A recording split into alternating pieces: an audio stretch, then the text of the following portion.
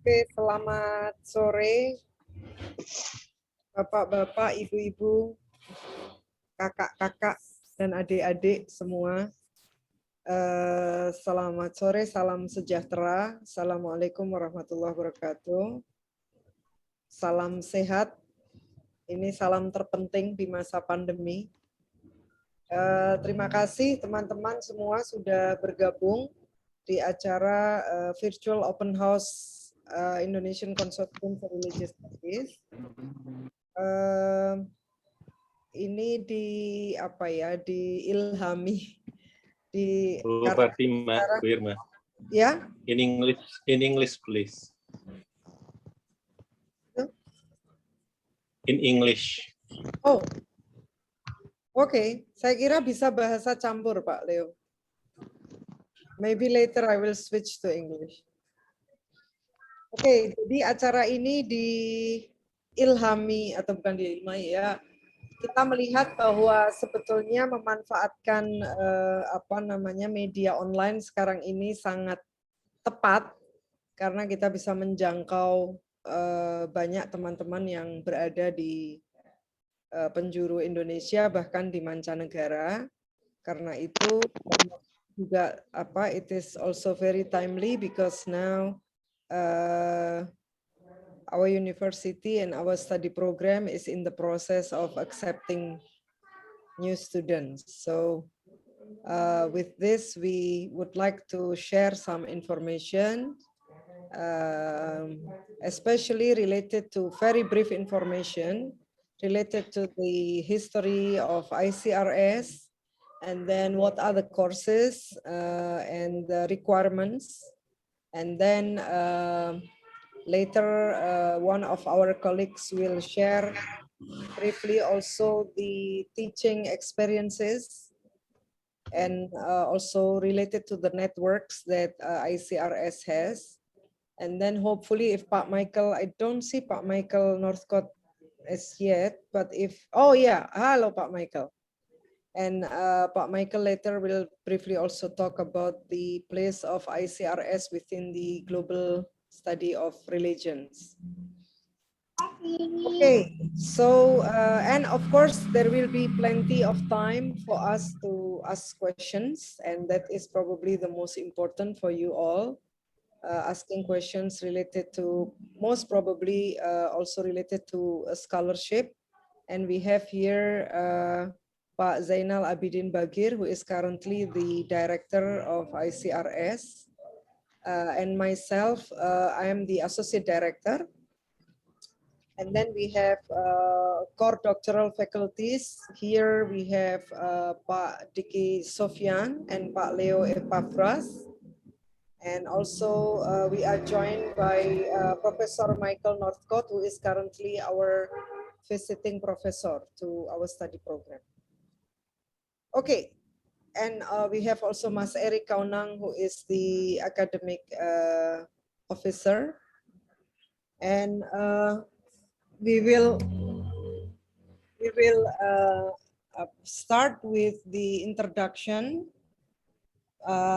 which will be given by our director, Pak Zainal Abidin Bagir.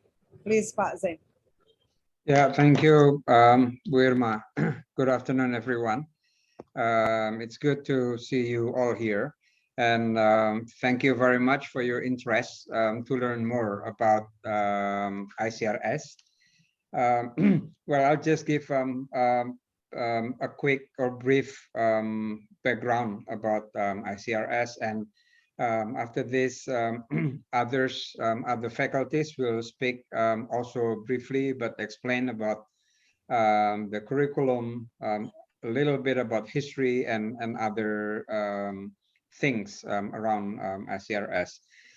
So I think the first thing which I have to say is that well, if you come to this virtual open house because you see our flyer, then you will see there is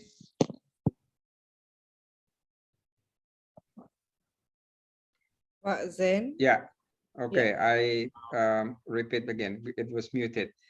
If you look at the flyer for our meeting today, right now, this open house, you will see there is a logo with the name of ICRS, Indonesian Consortium for Religious Studies. So this is the consortium of 3 universities, Gajah Mada University, and then the Christian University, Putawacana in Jogja, and the Islamic University, Sunan Kalijaga in Jogja. So this consortium of 3 universities creates an academic program at the doctoral level, and the name of the program is PhD in Interreligious Studies. So you read that also in the flyer. So ICRS offers a PhD in Interreligious Studies, and the PhD itself, officially or legally, it's hosted by Universitas Gadjah Mada, and students who graduate from this PhD program, they will get a certificate from Universitas Gadjah Mada, and another certificate which basically explains that this PhD program is a consortium of the 3 universities, and mentioning and has some signature from the 3 rectors. So behind me, virtually, you will see that's the building of the graduate school at Universitas Gadjah Mada. So our offices are there in the 3rd floor. And the graduate school, so we are directly under the PhD program, I mean, is directly under the graduate school of Gadjah Mada University, and it's not under any of the faculties. And together with us, there are well, 16 other study programs within the graduate school. And all of them, they don't go under one particular faculty. So, but we work together with the faculties. But the graduate school is understood as a graduate school of interdisciplinary studies. So interreligious studies is an interdisciplinary studies. So I think that's the first most important characteristics of our discipline, that it is interdisciplinary. So we have received students from very different backgrounds. There were historians, anthropologists, but also those who graduates from Catholic theology, for example, from Protestant theology, from Sharia in Islamic University, from Aqidah and Filsafat, for example, from Islamic University as well. So the students at ICRS, they really come from different academic background, and the study itself, like I said, it's interdisciplinary. So well, in our experience, all students who come to ICRS, they learn new things. So they may come from the background of social science, for example, and then they need to study more particularly about religion, or some may come from the theology background, but then they have to also study about methods in social sciences. And that's why we have 1 year of courses, which Bu Irma will explain after this.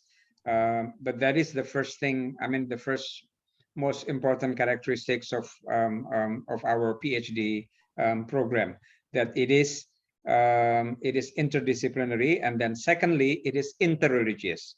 So we study religion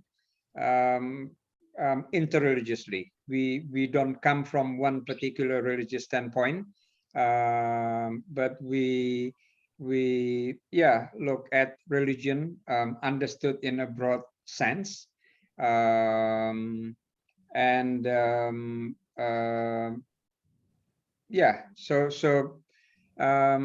well, you will learn more, I think, and this is one thing which I would suggest, is to check our website, www.icrs.or.id. So there is some more information there, and you will see, like, for example, the topics of our Wednesday forum. So Wednesday forum is a non-curricular activities. This is a weekly forums which we organize together with the master's program in religious and cross-cultural studies. But by looking at the topics of the Wednesday forum, for example, you will see what kind of things are we interested in. And then if you go to the website and then you look under academics, you will see, for example, a list of our current students. You click the names of some of the students, and you will see what kind of topics are their dissertations on. Well, I have to tell you that we are still building our website. But at least from what it is now, you can see what kind of interest, for example, students have. You will see what kind of courses, what kind of activities that we are doing. So I'll stop there. Of course, if you have more interested about what is it interreligious studies, for example, or religious studies, we are here to have dialogues with you after each of the presentations. Thank you, Wirma. Thank you very much, Pa Zain. You know, as a start, I think you have given some information about the program. And now I will invite Pa Leo to speak briefly also about the history of ICRS, how it came into existence. Please, Pa Leo. Oh, yeah, thank you very much, Bu Irma, and welcome everybody for this meeting. I'm not going to specifically talking about the history, but more on the profile. So any of you that truly interested in joining us in ICRS have imagination, have a orientation, what is the activities, and what's ICRS doing. Okay, I'm going to share a screen. This is the only person in this group that's sharing the screen. Later on, Pak Diki will share about the teaching experience and so on and so forth. Okay, I try to make it as brief as possible so you can get overview and get a more comprehensive overview about ICRS. I will start with this screen, and you can see that by 2021, this year, ICRS celebrates the 15th year of service to the world. Our tagline is engaging diversity. I can tell more about this, but I think I just allow for you to have questions more later on. This is the ICRS vision and mission that some of them already touched by Pak Zain. This is the new vision and mission because we have in fact a former vision and mission when ICRS established in 2006, but this is a new one in order to be more agile, be more dynamics, and be more responsive to the change, the current change, and a new world that's we undergone. So this introduced by 2018, and it is easy to remember because it is derived. It is a derivation from the ICRS abbreviation. So I stands for Interreligious and Interdisciplinary Studies. Pak Zain already touched upon that. So if you want to join ICRS, be ready that you need to think interreligiously and interdisciplinary. C stands for contributing to build a compassionate and just world. So in ICRS, we are not only entertain ourselves with ideas and academic discourse, but also relate ourselves with the concern and urgency of the society and of the world at large. R stands for research-based learning and critical thought. So again, ICRS engaged with numerous research programs. I will tell you a little bit later on. And the students encouraged to base their critical thinking on research. So not only creating ideas or academic discourse, but also based on research. The last one, S, stands for Service Motivated Leadership. Yeah, as an academic institution, we focusing on three academic pillars or three Dharma perguruan tinggi. There is academic, research, public education, and community engagement activities. I will start with the academic, a quick one. So if you want to join or you're interested in joining ICRS, there are three main areas you can, or three options you may be focusing on. The first one is religion and contemporary issues. The second one is social history of religion. And the third one is comparative hermeneutics. Okay, if you have any question later on, we can respond to that. And Pak Diki will tell us more about the experience of dealing with these three main areas. Especially, we have here Professor Michael Northcott, an expert on equal theology. That's part of that areas we are explore in ICRS. By 2021, by this year, ICRS graduated 55 doctors, attracted 26 foreign students from 17 countries in the world.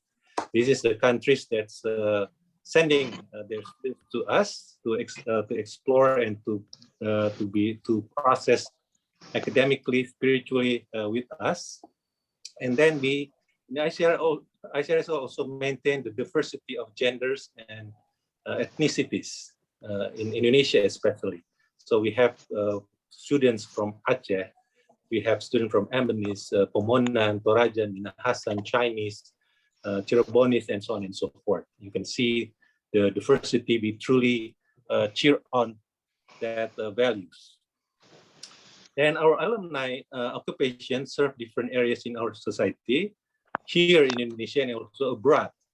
We have academics and researchers, but we also have a lawmaker, religious leaders, activists, and even among the business sectors, activists. That's the academic part. The research part, up until the present day, we have 20 plus research projects. The latest one is religion and COVID-19, a cluster of research that's including the issue of women and COVID-19, vaccines, religious freedom, social media, even apocalypticism. So this is the latest one. And among those researches, some are important to highlight, such as this one, the 3-year research in Southeast Asia plus United States on religion, public policy, social transformation in Southeast Asia, which involved 9 countries collaboration. And also we have another experiment on technological intervention on social issues that's named Indonesian Interfaith Weather Station.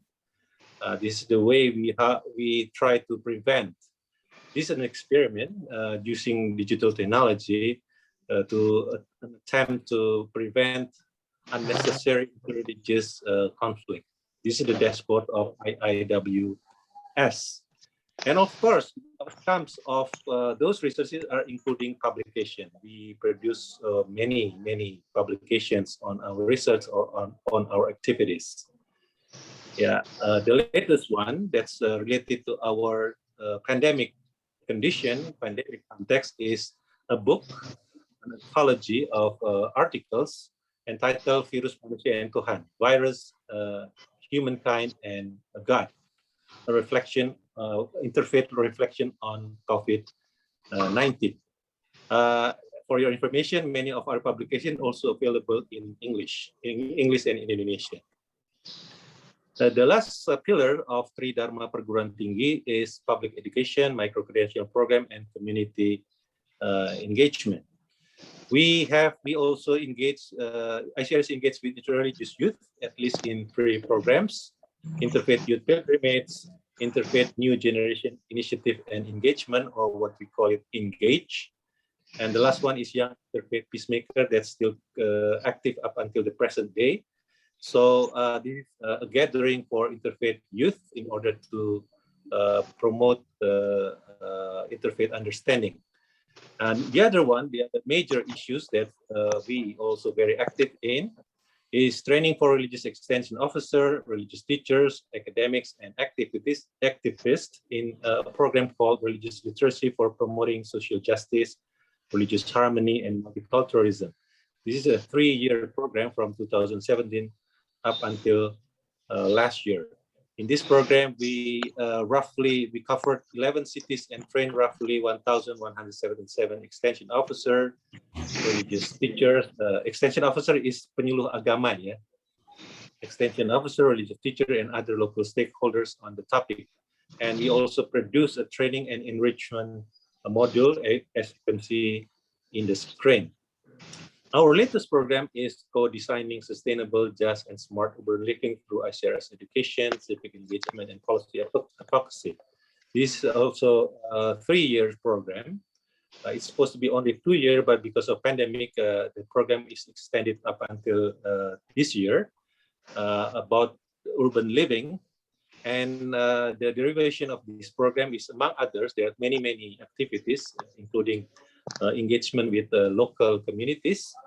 2 of these prominent programs under this umbrella program is Civic Engagement 4.0 in 2019 in Surakarta. That's we gather many mayors from many places in Indonesia and abroad, and also interfacing with NGOs, interfacing with local stakeholders, and so on and so forth. That extended to this year, just finalized last month on April 2021, what we call Bali events in Denpasar, Bali. That's we extended the CE4 in Surakarta. We gather mayors from United States, from Langkawi in Malaysia, from other places in the world, from Kenya, and so on and so forth, to speak up with our local NGOs, CSO, activists, and so on, including important point is including indigenous religious representation. Then we also have another trainings, tailor-made programs, training of trainers, and so on. And starting by this year, in fact, it's already planned since last year. We are going to have, we plan to organize short courses such as Indonesian Islam and Religious Pluralism, Urban Resilience, and others. That's Pak Diki will tell us more about that, which is planned to implement what's so-called MOOC, Massive Open Online Courses. So which means that this program can be accessed from any point in the world, any point on this earth. As far as there's an internet connection, they can join us to learn together about Indonesian Islam, religious pluralism, urban resilience, faith in city, and many others programs that we want to provide. We plan to provide. Hopefully, this year can be finalized. The last point I want to share with you all is the cooperation and ICRS networking. We, of course, there's many cooperation. There are a number of cooperation and collaborative activities in which our students also involved in as a committee, as an organizer, as assistant researchers, and so on and so forth. So among others, we organized together with Ministry of Religious Affairs, Kementerian Agama, into Israel. We call it Israel in Indonesian way. International Symposium on Religious Life. We have 2 programs in 2018 and last year, 2020, which are the fruit of ICRS cooperation with ministry, a long cooperation with Ministry of Religious Affairs. This is last year, one of the session, one of the panels that's specifically discussing about faiths for urbanism. Then, your information, Israel is an example how international collaboration truly part of the ICRS spirit. In Israel alone, we attracted 70 speakers from 15 countries in the world. And also, not only that, you can see ICRS is also involved with the first issues. For example, in this regard, ICRS cooperate and collaborated with the Peatland Restoration Agency or BRG, Balai Restorasi Gambut, that we discuss about religion and ecology.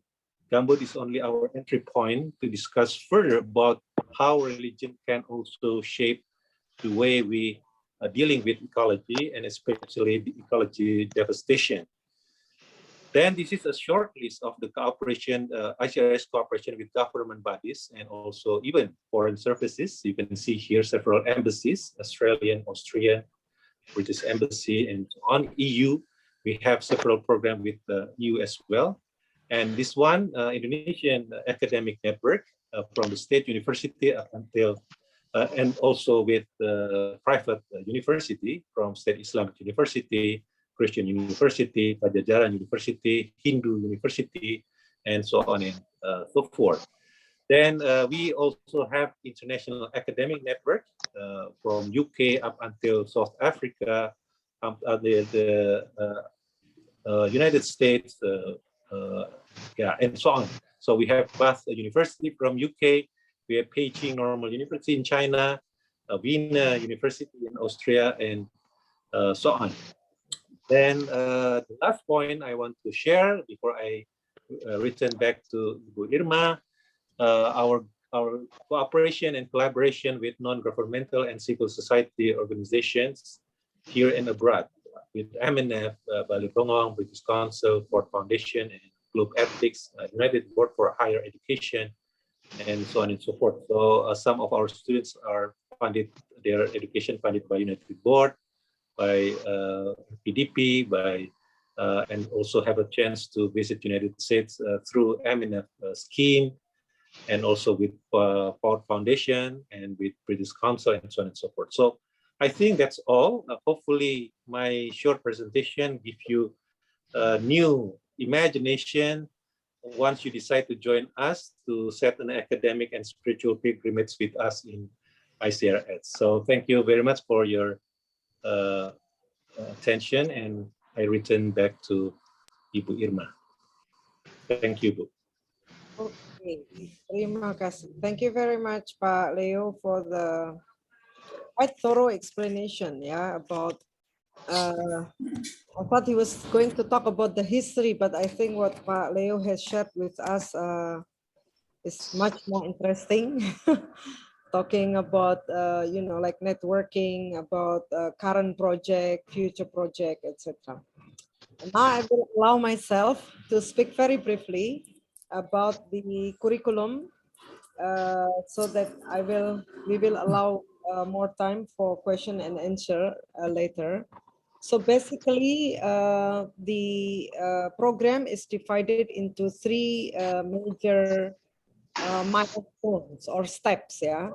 So the first 2 semesters, you will take courses.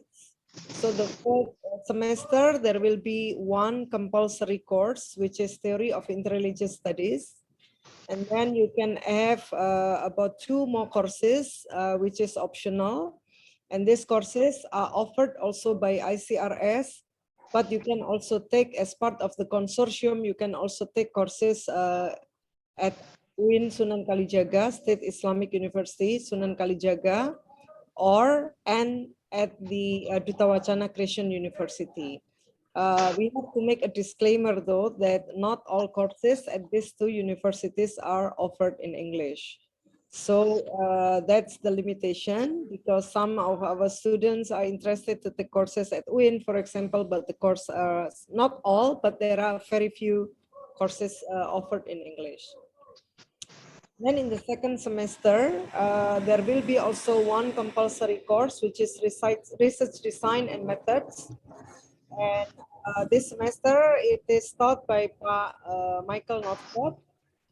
And this course is designed to help the students to focus and to shape their dissertation proposal. So hopefully by the end of the second semester, students will know, you know, with more sure about the dissertation that he or she is going to focus on. So, so again, in addition to this particular compulsory course, students are allowed to take other courses, optional courses at the ICRS as well as the other two universities.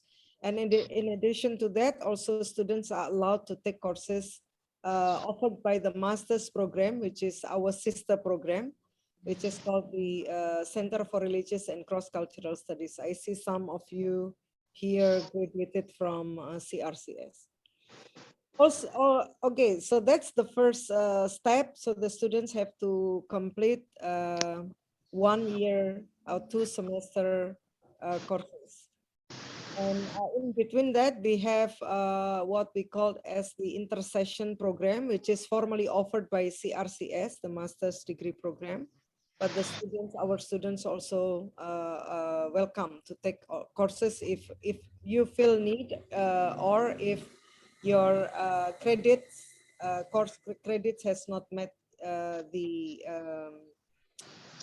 requirements. All right, so the second step or the second stage of the program is the comprehensive examination, which consists of one paper, which is focusing on theory slash literature review to help you to focus on your dissertation. And this paper certainly can be part of your dissertation. And then another compulsory paper of the comprehensive exam is what we call as the research proposal. So this will be done in the 3rd semester or early 2nd year of your program. So having completed these two big paper, which is the paper on the theory or literature review and your research proposal, so dissertation proposal, I mean, then there will be a comprehensive exam. And then this will lead you to your 4th semester, in which you will start your research. And hopefully by the early 3rd year, or the 1st semester of your 3rd year, which is the 5th semester, you will be able to conduct what we call in English as the dissertation.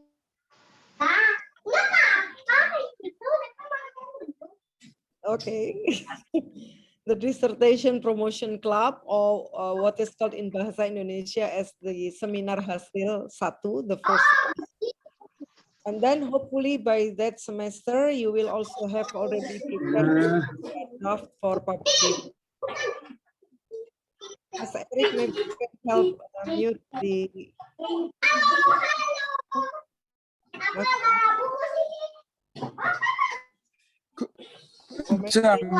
Could everyone mute their microphones when they're not speaking? It would be very helpful. Thank you. Eric, can you mute the. Mas Akbar? Mas Akbar? Mas Akbar is the host. Okay. I think host can unmute. Okay, you can continue.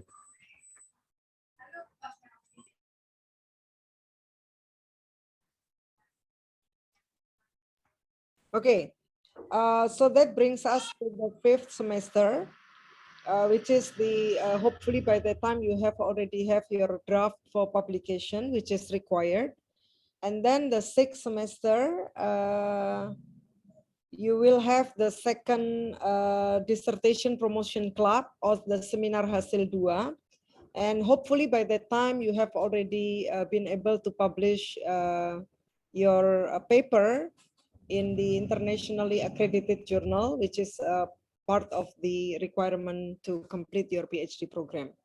That will bring you to the 4th year of the program, in which you will have several examinations to complete your PhD program, starting with the what we call as the ujian penilaian, in which you will have to submit your full draft of the dissertation, and in which we will make compose a team of examiners who will determine whether you can continue with the other process, which is the ujian kelayakan. And once we agree all of us agree that you can proceed, then you will continue with the ujian tertutup or the closed examination. And that will bring you to the end of your PhD journey with us. So I do hope, and we do hope, that we will see some of you in our program. Okay, so now I will invite Pak Diki, who will speak hopefully 5 minutes. I don't know whether I took more than 5 minutes. But yeah, not to bore everybody. So we will have Pak Diki 5 minutes talking about, sharing about his rich experience in teaching. And then later after Pak Diki, we will invite Pak Michael Northcott. Please, Pak Diki, time is yours. Hey, thank you very much, Ibu Irma, and good afternoon all. It's really wonderful to see so many of you interested and enthusiastic about ICRS. Well, my task today is to give sort of an overview of the sort of the international nature of our course and classes. And of course, we are truly a cosmopolitan program study, as we call it. And we often invite visiting professors and guests to teach in our program from different countries, from different religious affiliations, and so on. Just this semester, we had Professor Paul Martins from the Department of Religious Studies in Baylor University, which is based in Waco, Texas, in the United States. I believe Baylor University is the biggest, if not one of the biggest Christian universities in the US. He also taught with me last semester on theories of religion and society. And we have been working quite a lot on different projects, namely on faith and urban resilience. We were together in the World Urban Forum in Abu Dhabi in February 2020, just before the outbreak of the COVID-19 here in Indonesia. And also recently, the human dignity in religious traditions. And so Paul and I are working closely to develop an edited volume on human dignity in religious traditions. So we've got scholars and academics from the US, from the UK, from Oxford, from Italy, from Japan, from Thailand, Hong Kong, and so on and so forth. The other scholar this semester I'm teaching with is Professor Catherine Marshalls. She's a very prominent figure in Washington, D.C., namely in the field of religion and development. She had been one of the directors of the World Bank in East Africa for a number of years. And so she has hands-on experience on development. But she was also one of the key persons in bringing religion into the fore, into the discussion about development, and also in the idea of religious engagement in the US State Department. So if you've seen any sort of changes in the way the US State Department operates with respect to its engagement with religion, then one of the proponents of that is Professor Catherine Marshalls. So I'm teaching now with her on religion and development. And I think some of you here took that course with us, yeah. But we have also been closely working together on the G20 Interfaith Forum. At least on my part, I've participated in the G20 Interfaith Forum since 2019 in Japan. And last year was in Saudi Arabia, and this year in Italy, and hopefully as of the 1st of December, Indonesia will preside over the G20. And so the G20 Interfaith Forum will take place in Indonesia, hopefully in 2022. But we've also worked together on what's called the Interfaith Leaders Campus Service Challenge, which sort of collaborated with the Department of Education in the US and also the White House. So a lot of interfaith leaders were invited to the White House and Washington, D.C. to meet with other interfaith leaders from around the world. And so there's a lot of overlaps between Professor Marshall and I. I mean, you could just simply, Google her name and the Berkeley Center. Yeah? And then, of course, we've had other visiting professors, namely, like just recently, a year ago, we had Professor Alan Brill, who is an expert on Judaism and comparative mysticism. And then we have, famous scholars from the Quranic hermeneutics, for instance, Farid Essaq from South Africa, Martin van Brunissen from the Netherlands, who usually writes about Islam and Sufism, and then Professor Miguel de la Torres from Houston University.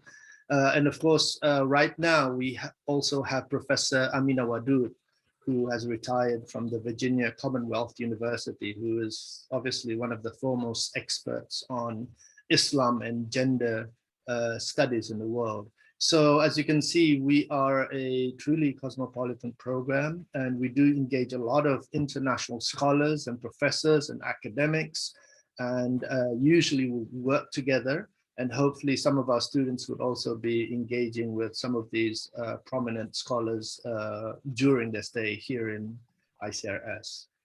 So good luck in your application. I sincerely hope that all of you could be accepted in ICRS. Thank you very much.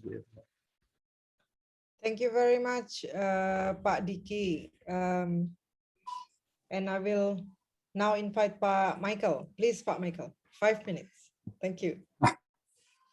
Good afternoon, everyone. Very nice to be with you. I was described in the opening as a visiting professor, but actually I arrived in Indonesia in early 2019, and I fully intend to be here for quite some time. So I don't really see myself as visiting in the sense of someone teaching on Zoom from Baylor University or Georgetown.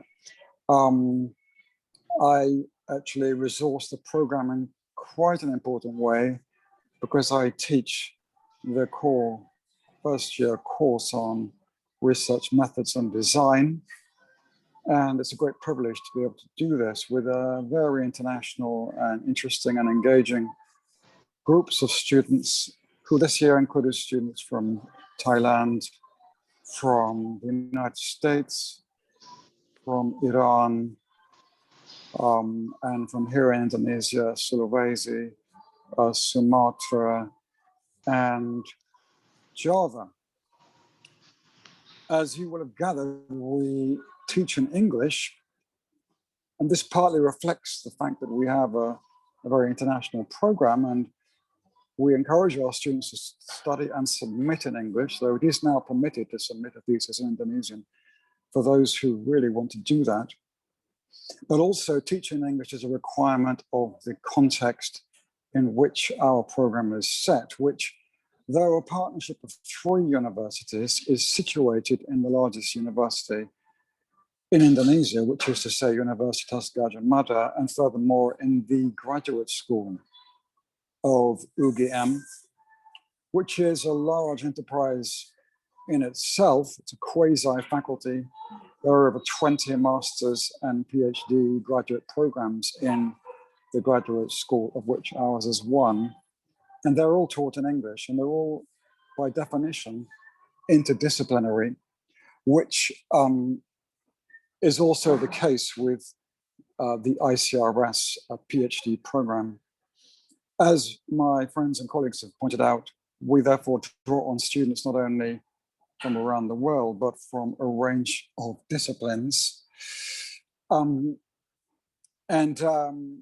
This means that although the program is formally located in religious studies, sorry, I keep getting WhatsApp messages interfering with my Zoom screen.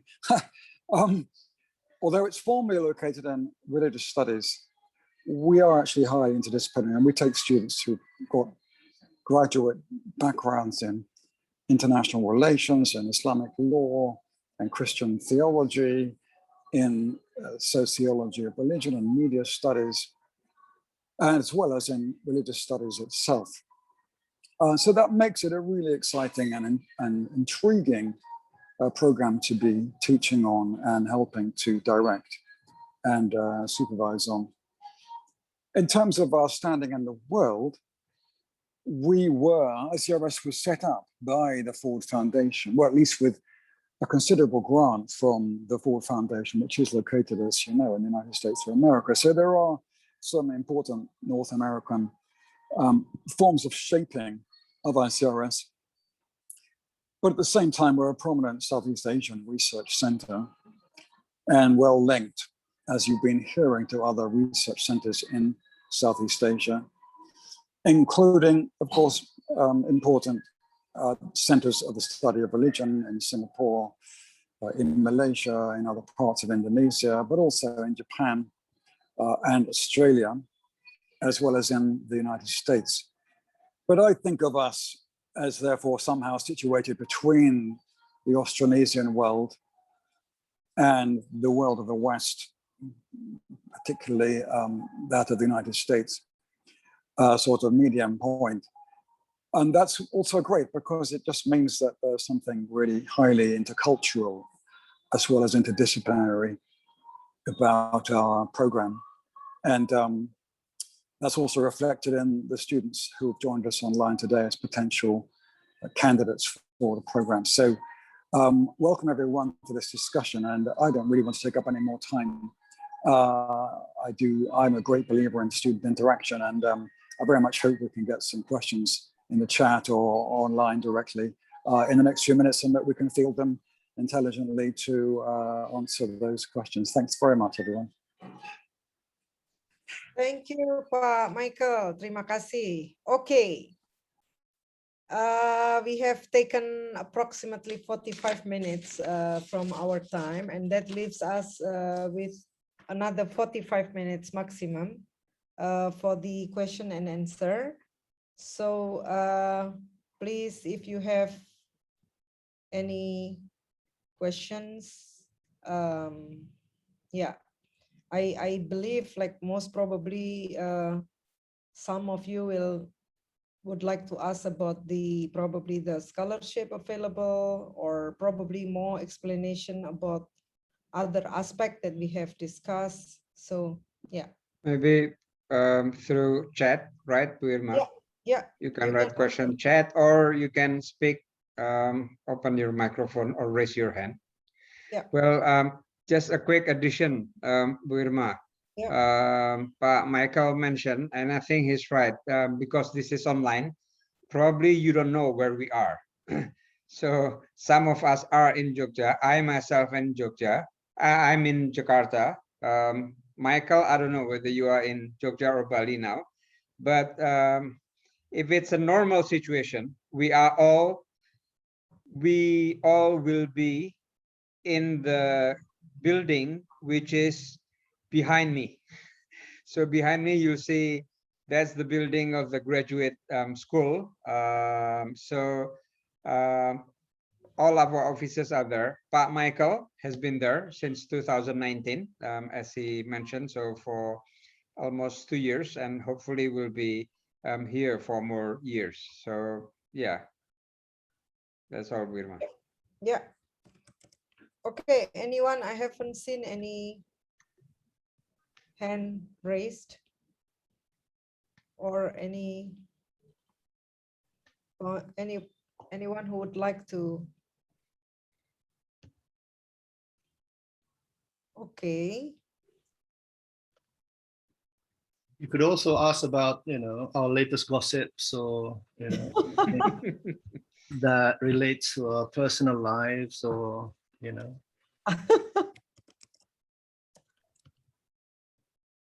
Okay, there is a question from Mas Pram. During the pandemic time, which we don't know yet, when will it end? Are we going to have class by online? I will invite Pak Diki and then Pak Michael, who has a different experience in teaching. Please, Pak Diki. Yeah, well, from the perspective of UGM, because as Pak Zen had already explained, that although we are a consortium of 3 universities, the program is situated and located in the graduate school of Gadjah Mada University. And so basically the policy on classroom management relates to the policy of the larger university, in this case, Gadjah Mada. And for the past year, which means perhaps almost 3 semesters now, if you don't include the intersession, that we have had the classes through online. And from what we are hearing from the different deliberations within the university, that even if the pandemic were to be over soon, inshallah, that there would still be online classes. So I think this is one of the policies of Gajah Mada, that that there might still be maybe 40 to 60% of online classes, and in addition to the sort of face-to-face classes. So I don't think there is a turning back with respect to online classes, but obviously for some of us, you know, there's nothing to substitute face-to-face meetings in class, yeah, because the interaction, the dynamics, the chemistry, you know, they're very different.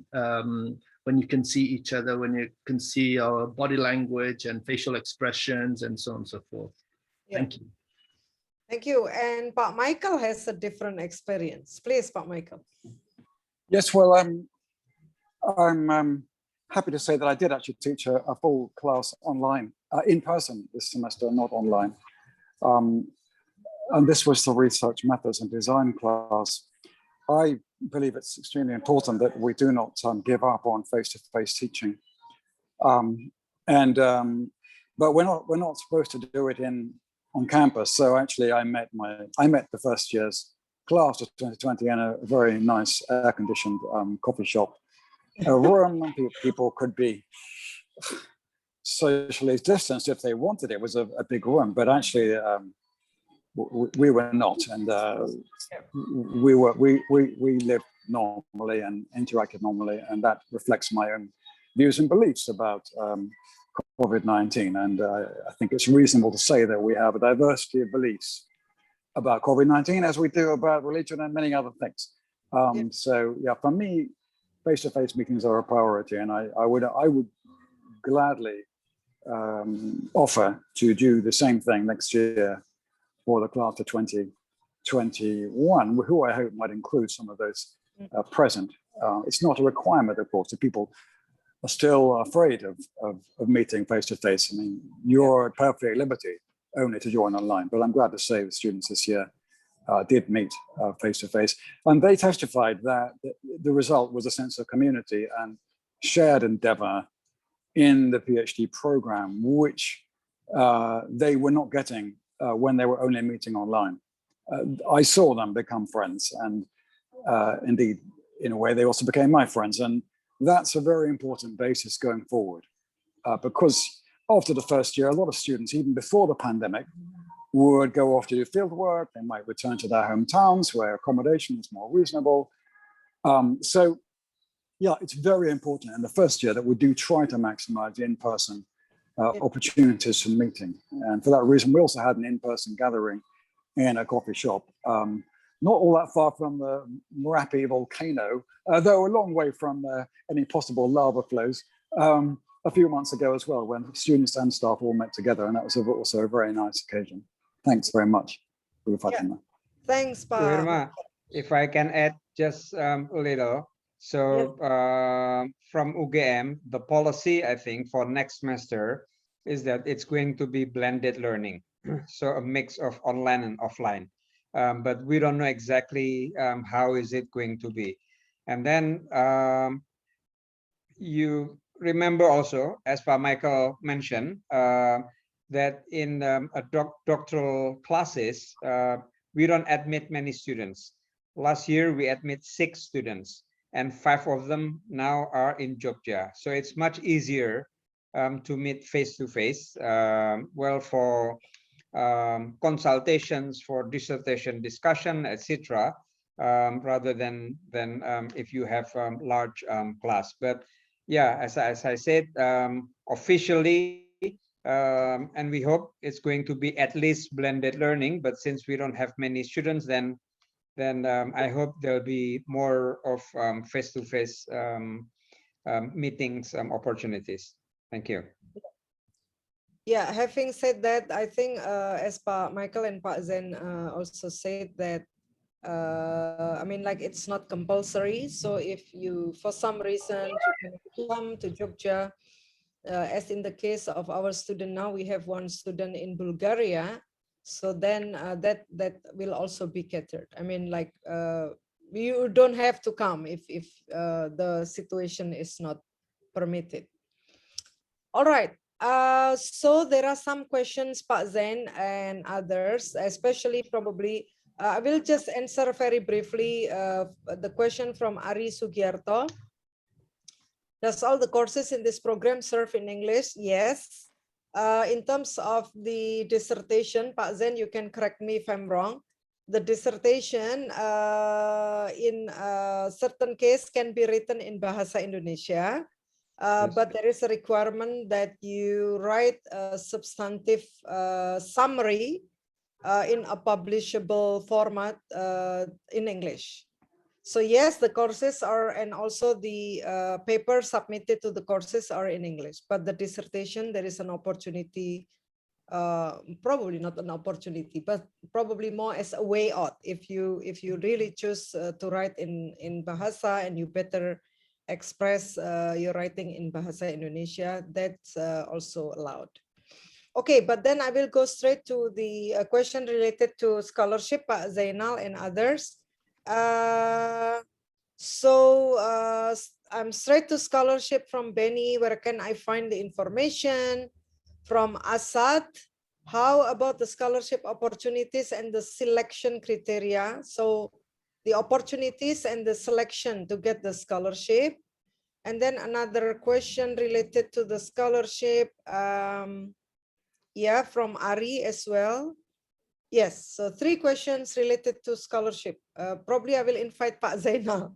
The boss can always talk about scholarship opportunities. Please, Pak Zain. Yeah, okay. Well, yes, we do have scholarship. So that's the first easy answer.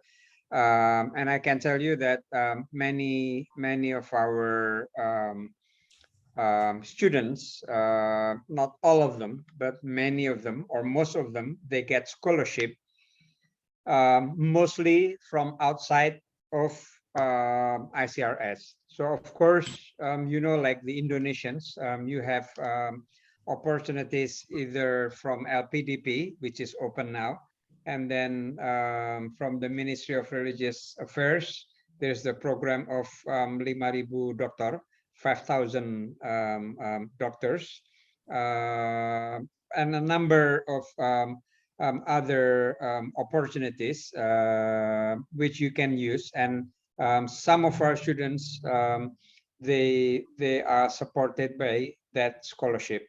And then others, there is one which is now gets a scholarship from Sasakawa, which is open also to many other universities. And then from within Universitas Gadjah Mada, for foreign students or international students, there is the so-called world-class university scholarship. You can also apply to that. Well, in general, actually, you can go to our website, go to www.icrs.or.id, and then under academics, you will have scholarship, and you'll get some general information about scholarship. Like I said, again, most of the scholarship, they come from sources which can be accessed by many people for different universities. But we also provide a few other opportunities, like for example, for non-Indonesians, a number of our past students, they get scholarship from United Board. United Board is a Christian organizations. So some students apply for the scholarship first to United Board and then choose us. And then they will send money to us to pay for tuitions and fees, etc. So from within ICRS, we provide limited number of scholarship, also limited in terms of the amount of scholarship. So we now provide a few students with tuition waiver only, no living costs, but tuition waiver.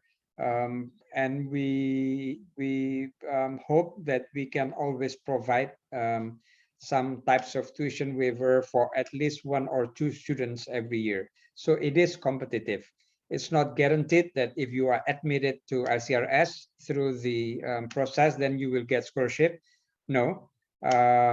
So my advice will be to check a number of scholarship avenues which our students have used in the past, and probably many of you knows, like I said, LPDP, the Ministry of Religious Affairs, Beasiswa Unggulan, and then Sasakawa.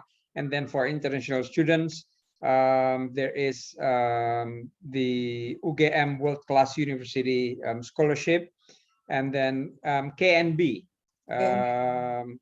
What is it? Kemitraan Negara Berkembang. Some countries are eligible. Students from many countries are eligible to apply for scholarship. So you apply to UGM and directly also to the scholarship. And in addition, like I said, if you don't get any scholarship from any of the other sources, then we provide some tuition waiver. But again, it is also competitive. So usually the process is that you apply to UGM through the general admission process, UGM, Ujian Masuk UGM, ugm.ac.id, if I'm not mistaken. So your data, things about you, scholarship requests, etc. We attend to that after you finish with the administrative process with UGM. After there is an admission announcement from UGM, then only after that ICRS comes in. So basically that's the procedure. I can talk more, and I can tell you also the experience of many of our students if you really want to know about that. But right now I can say all our students, I mean the students who joined us last year, as far as I know, out of 6, 2 pay the tuitions and others themselves. The other 4, they get scholarship from one place or another. Thank you. Thank you very much, Pak Zen. I hope this and even at the moment, yeah, Pak Zen, we are also negotiating with some organizations who have actually stated their interest to support, you know, like the students with the cost of the courses. It is not yet decided, but inshallah, with the blessing of the fasting month, we will have more opportunities. I mean, to offer scholarship for hopefully for all students who are admitted. Okay. There are some. Bu Irma, I'm sorry, I forgot to mention one thing. At least there is already one slot for scholarship confirmed for this year. For those of you who are interested to do a research on freedom of religion or belief, so any aspects related to religious freedom, we confirm that we have at least one scholarship for that topic. And then from ICRS, we will also announce, I think probably in 1 or 2 days, a few other topics which are more open for scholarship.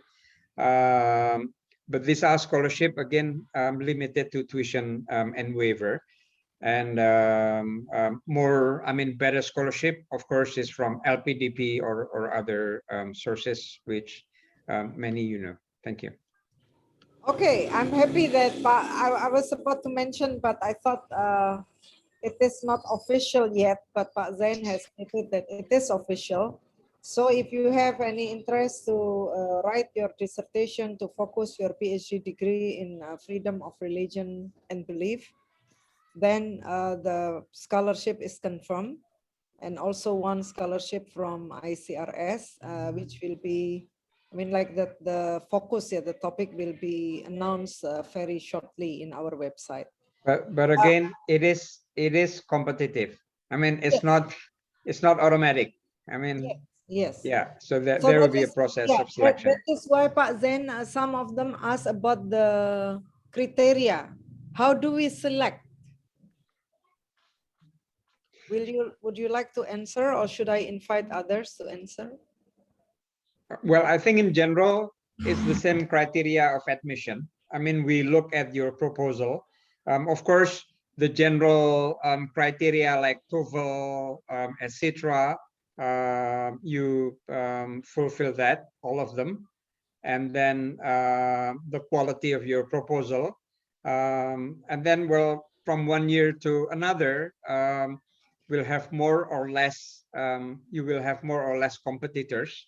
So yeah, I mean, it's um, yeah, we don't have like particular selection criteria other than the yeah, the criteria to for PhD degree, Yeah. which you know. Yeah. Okay, thank you. There is a question here from a potential candidate. I don't know from where, from Alberto Conti. Sounds like Italian, the name. I don't know. When can international students apply for the program? Mas Eric, maybe would you like to answer about the dates? Yes, please, Mas Eric.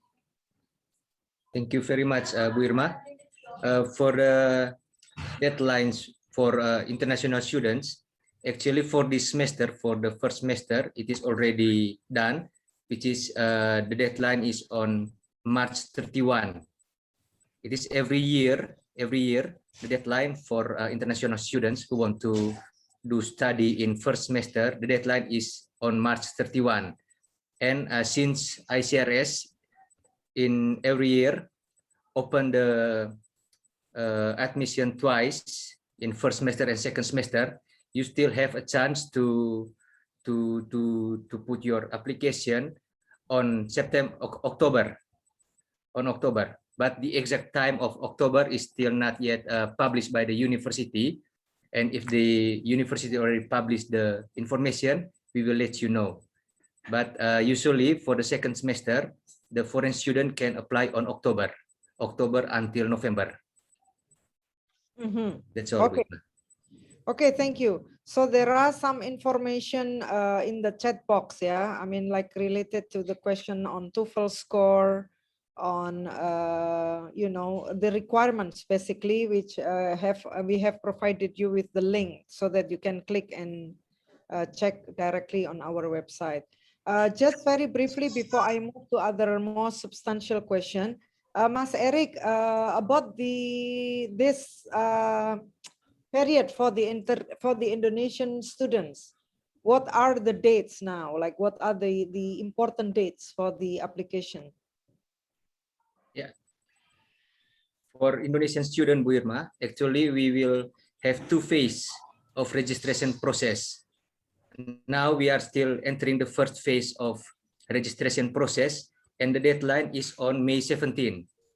Okay, very soon. So the deadline is near now, I think next week. And for the second phase, the deadline is on June 21. So maybe all of you that still want to put your application in the registration process, I think we still have time. If you cannot do this process in the first phase, you still have chance to do this application process on the second phase. And the deadline is June 21. Okay, great. So we have we open our registrations for semester 1 and semester 2. Yeah. But in one semester, like this semester, the first semester, we have two phases. the phase 1 is already approaching. The deadline is March 17, but we will have another opening for the second phase for the first semester, which is due on June 21. So for those of you are interested, you still have time. You can prepare while waiting for the Idul Fitri for those who are celebrating. So you can put on your application. Okay. But this is for Indonesians, eh? Yeah, Only that's for Indonesia. for the Indonesian. Yeah, unfortunately for the international student, you will need to wait until around October. But if you send us your contact number, either email or WhatsApp or other platform, we will certainly contact you. Mas Alberto, I think, who asked the question, you can put down your email address here so that we can contact you when we have you know, a clearer information regarding the dates. Irma, Yes. probably there's a correction. Mas Eric can confirm this.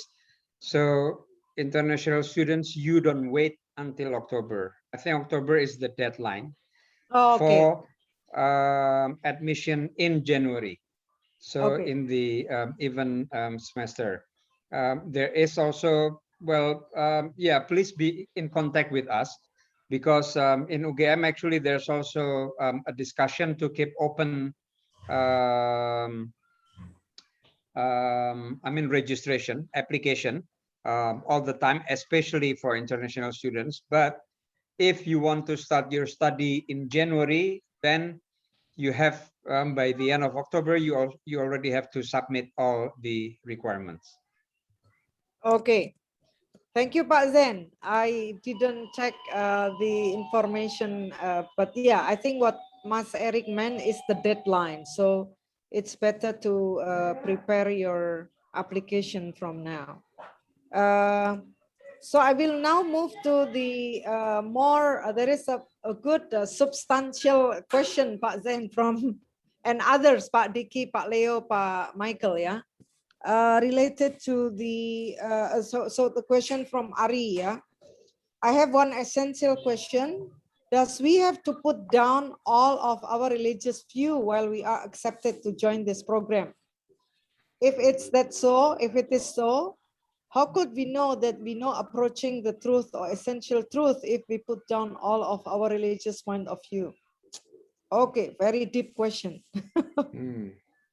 Probably I will invite Pak Diki or Pak Leo because Pak Zen has talked. Yeah, Pak Diki maybe or Pak Leo. Well, or, Bu Irma, actually there are also some students of ours in this room. Maybe they can also. Yeah, definitely, yes. We have Jaco here. We have who else? Just Jaco. Yeah. Mas Jaco, would you like to share your experiences in studying with us? How do you observe your own belief while studying with us? Okay, thank you, Bu Irma. I think it is a very interesting question, and actually, I come from Faculty of Theology, Duta Wacana Christian University. So, in undergraduate program, I study Christian theology, and of course, in the undergraduate, I learn like most of the teaching in Christian, because I prepare myself to become a priest in my church. But after I study in CRCS and also ICRS, I think I have new perspective in understanding religion. For example, that religion is socially constructed. I mean, there is many factors, and it is constructed by the society, or we learn the religion not as a believer. I mean, I'm still Christian, but I understand religion in a broader way. So it enabled me to, yeah, like engage in diversity, celebrating the diversity. For example, the real example. Last month, I am invited by one of students, one of my friend in ICRS to share about Christianity in class in her university about what religion, about Christianity in Islamic university. So they asked me many things about Christian, for example. I think previously maybe I will be quite sensitive if they ask me about why do you believe in three gods, for example. But I mean, I can explain that it is also an historically constructed. Those teaching is also historically constructed, and I think I can have dialogue in interesting way to explain to them that religion is uh, have a historical process in the teaching, and we can build dialogue in like a very interesting way. And now, especially I'm doing research on religiously affiliated hospital, for example. So I can see how religion or religious community should work together to face many problem in humans life, for example in health issue. So for example in health issue there is no border. People can help each other to face many problems and build like interreligious relation. So something like that. It is also abstract, but I think that I have broader perspective now to see religion. Thank you. Okay, thank you, Mas Jeko. I don't know if Pak Diki or Pak Leo, since I have called your name, whether you would like to add something to this. I think I'll just add by saying that we are not here to convert anyone to any religion. And I think as far as we are concerned, we don't really care what you believe in or what you don't believe in. I think we are much more interested in how you approach your subject matter in your research, in your term papers, and so on. So we see, we try to teach the sort of social scientific study of religion, and so looking at religion from different disciplines and different sciences and approaches and so on. And so how you see yourself really does not matter to us personally, but obviously it matters if it reflects your own sort of intellectual outputs. Yeah, because what we don't like is that when you do your dissertation or your term papers, that you preach to others to convert to your religion. And this is what usually people do during perhaps the early years. But usually then after a while you get to understand that, there's a far better way of approaching and studying religions through the use of an employment of other sciences and perspectives and approaches. Thank you. Okay, thank you. Yeah, okay. I think, let me check requirement for scholarship. Okay, there is another question. If the deadline for international students was on March 21st, why the website doesn't specify it is for Indonesians, only when it says to pay in dollars? since it is addressed to international students as well. And then in one part says Indonesians only. When it is supposed for Indonesian only, no need to specify that way. Looks like the announcement is addressed to international students as well. Okay. If the deadline for internationals, why the website does not specify? Yeah, I think it was updated, Wirma. So after March 31st, then that means the time for application for international students is over for the coming semester. For the So it's not international students, you mean? for international students. For international students for August semester. Yes.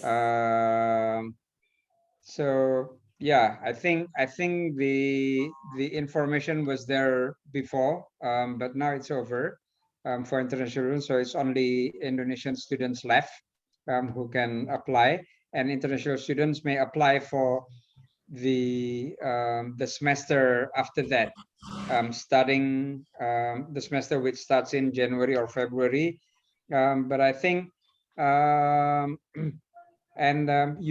it's good to always check either our website or UGM website, and if you are not sure, it's always good to send an email to us about the deadline, because there may be different dates for deadline from one year to another, but more or less I think between August and October this year, that will be the deadline for admission in January 2022.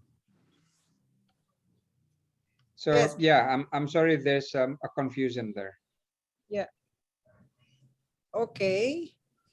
I don't see any unanswered questions so far. So question related to, here. I'm from UIN Jogja, Mas Irfan. I'm asking about doctoral degree courses. Are there certain criteria such as study programs, research, how to enroll, I think, maybe. I think it was briefly explained by Pak Zain at the beginning that we accepted students from various backgrounds. So there is no requirement specifically for your undergraduate or master's degree program.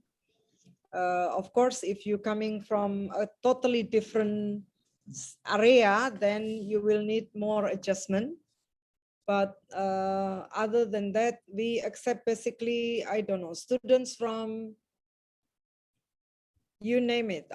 Can you please, Pak Leo, Pak Diki, Pak Zain mention some of the backgrounds? I think Pak Zain mentioned earlier, yeah, students from State Islamic University, from theology, but also from, you can say, like secular subjects, yeah.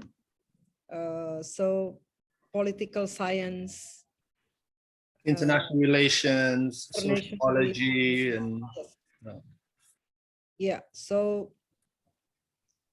Mas Irfan, may I know from what study programs you are at UIN Jogja? Communication and Broadcasting Islamic. Okay, from Faculty of Dakwah, yeah? Yeah. Yes. Yeah, yeah, certainly. We have a research Pak Leo, I think, with Ibu Jenny, no, on the soundscape, like researching about the sounds from the loudspeaker approaching the time for prayer for Muslims. Is it you, Pak Leo, who did the research? Bu Jenny. Bu Jenny, yeah, okay. My research on religion online, mostly.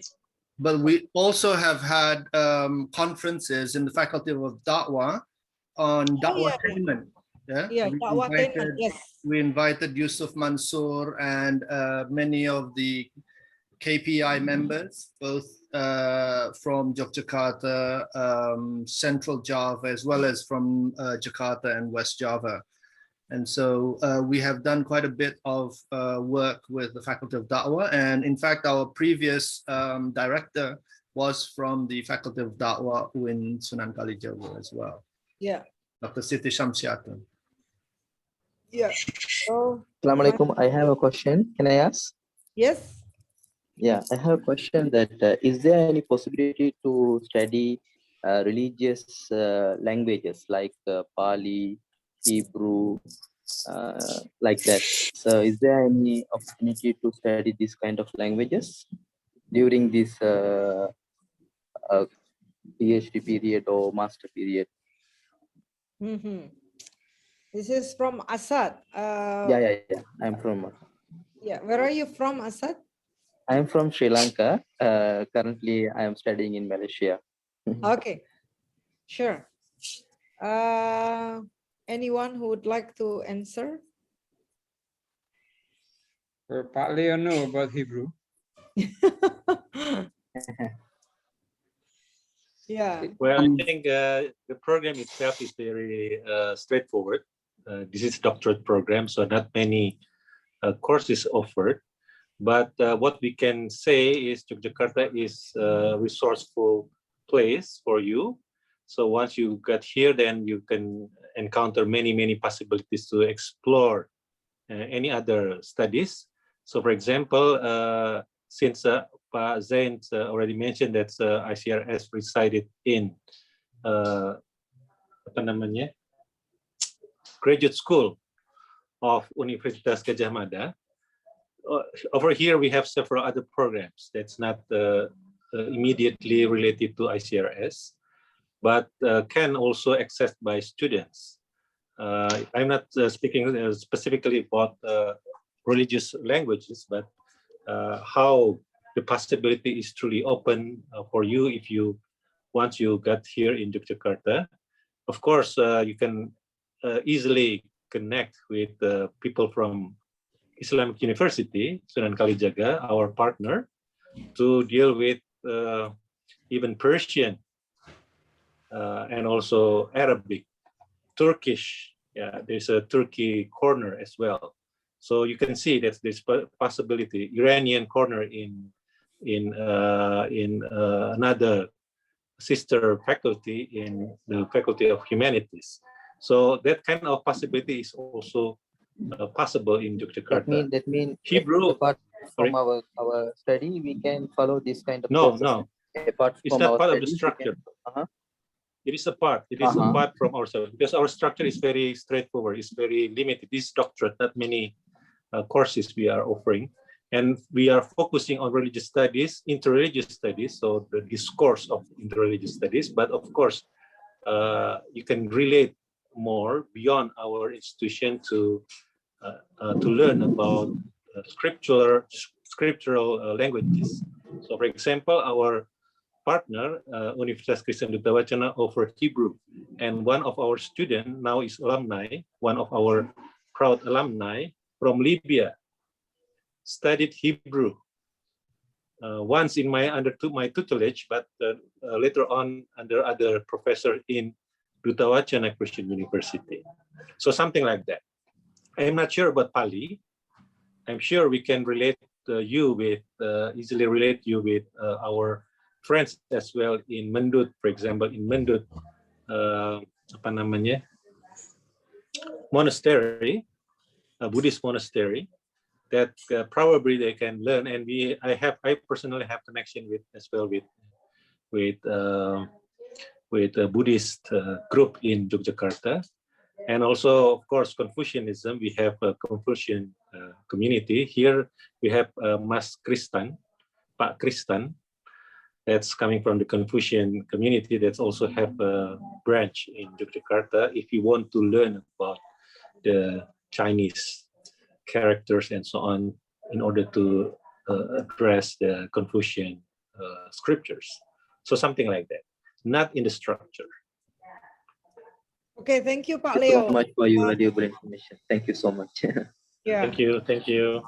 Thank you. We are approaching the end of the session, but there is one last question from Shira. Hi, I would like to ask if TOEFL IELTS requirement can be waived for an Indonesian whose bachelor was in Indonesia, but master's is in an English-speaking country. Indonesian having a master's degree from an English speaking country, can the TOEFL be waived? Mas Eric, do you have any information? For this, Speaking regulation wise. yeah, and for this regulation, unfortunately, the regulation is coming from the university. So for all Indonesian, is still required to submit TOEFL score, whether it is come from masters in mother English speaking country or something like that, but you still have to submit the TOEFL score because the regulation is coming from the university and they will check this on your what you mean, the complete of your documents at the first stage of the selection process. So for our Indonesian friend, I always remind them to always keep remind to have a TOEFL score and also TPA score to upload in the registration account, and don't forget to upload that, because if you missed one of that certificate, your administration will be, I think, will be failed by the university, because they're the first step of selection. It is very, very automatically. So the TOEFL score is required for Indonesian. Thank you, Wirma. Okay, thank you, Pak Eric.